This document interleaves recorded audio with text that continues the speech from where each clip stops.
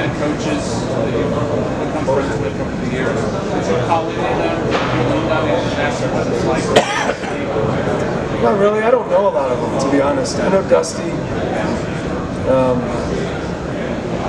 I think of who else I know. I mean, before I got here, I've met others, but I probably only really knew Dusty. He's probably the one. I'm trying to think if I'm missing somebody. You know, I've met a lot of them, but that would be the one that I've probably talked to the most. I've heard you've been over to football practice a few times. What do you gain from Harry Judy picking up on that? Yeah, I mean, you just like how they organize everything, how they organize the practices. I think football practices and programs are very unique, especially ones that have been successful like his. His approach to things, his calm demeanor, but yet fierce competitiveness inside is fascinating. It's fascinating how somebody can maintain that level of success for that amount of time. And so just to be around that is obviously very impressive. When you were knee-deep putting staff together, putting a roster together, how many, on average, do you think hours of sleep you got per night? Boy, not a lot. You know, so at Drake it was probably worse because it'd be, you'd get home and like you'd go from like 7 a.m. to like 9 p.m. and then you'd just like kind of sleep and kind of be in a trance. And then you'd go back to work, and then you wouldn't work out. I learned my lesson at Iowa, where I made sure to work out and take care of myself to a certain level. We did have 6 players rather than 4 come with us, and the staff was already complete, so for the most part. So that helped a ton. I would say, you know, as a head coach, probably don't get as much. I naturally go to bed, more personal stuff. I go to bed pretty early. But then at about 1 or 2, about every night, it's like you wake up and then 10,000 ideas that you have, just like going, and then you go back to sleep at 4, and by the time it's 5, you're awake. And it's just like, dude, just a little bit of sleep would have been nice, and then you just get after it and attack it. And so I don't get a lot of sleep anyway, is what it is.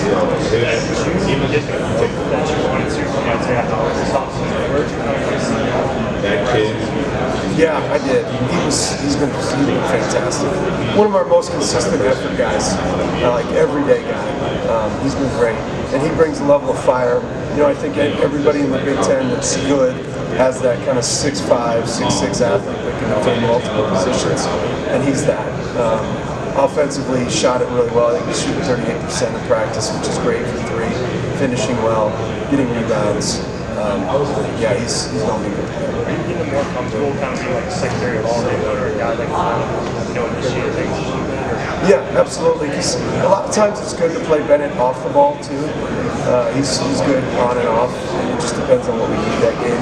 And it gives him a rest, if you will, to where he doesn't have to bring it up maybe one possession.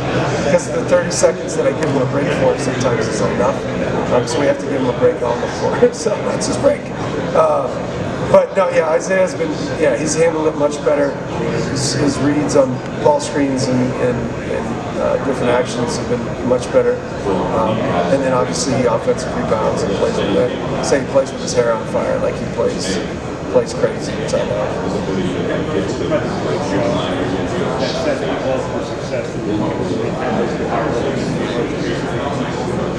Not necessarily that specific position. I think obviously for me it was Division I experience that helped.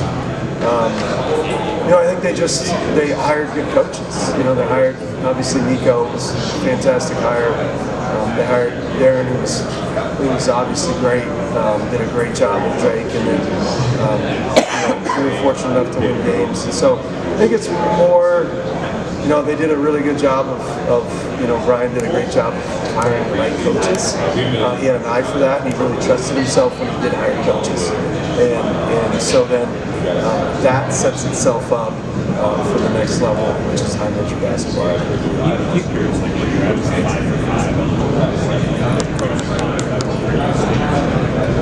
I think if you're going to do that, I almost think you got to do it with the guys in the 25 class, rather than trying to do it with the current class, because all you're going to do is open up more.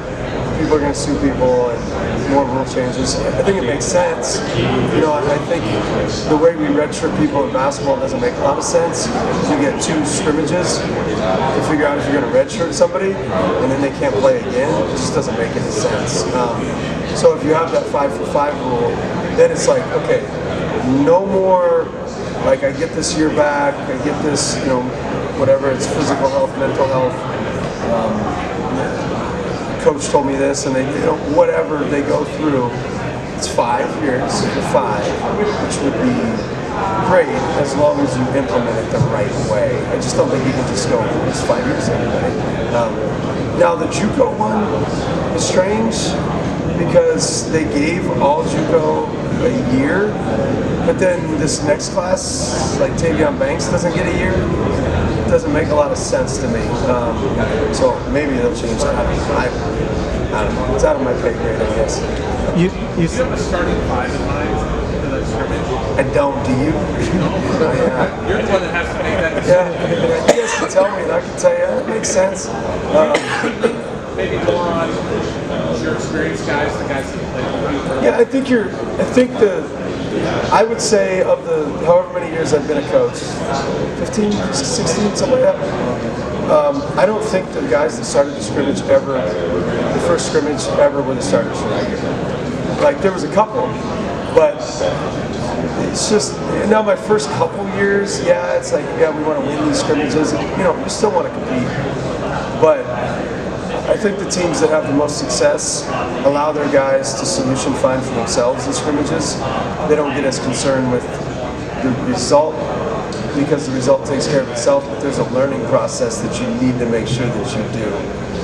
And me, naturally, I'm competitive. I got to be careful that I don't just, you know, play Bennett Sturts. Like, if you, let's say you scrimmage for 55 minutes, like, you can't play Bennett Sturts 55 minutes in scrimmage.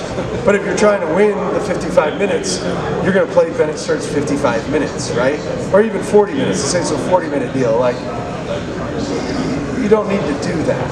You know what you got there. So you need to play other guys. And so that's what we would lend ourselves to, is doing it like that. you mentioned Two.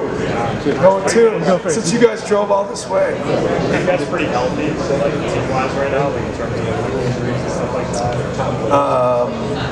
Knock on wood. I mean, so far, yeah, knock on wood. Yeah, we're rolling in. Our summer was great. We just got after him, and naturally, I think that creates a little bit of toughness. And so, yeah, so far so good. you mentioned Alvaro not having the same role as he did playing overseas. What do you see as his role at Iowa? Yeah, I think he's an elite connector, and so when they tried to put him in a role of like not being the guy, but from a scoring perspective, from that end, I think that may be what his role was going to be.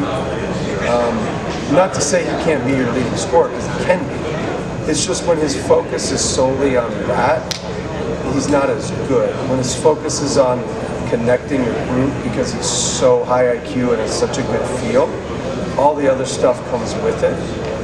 If he stays with that, then you might see games where he has 20, 10, and 10. You can have big games like that, but he's focused on things that aren't necessarily his greatest strength. Sometimes then they don't play quite as well.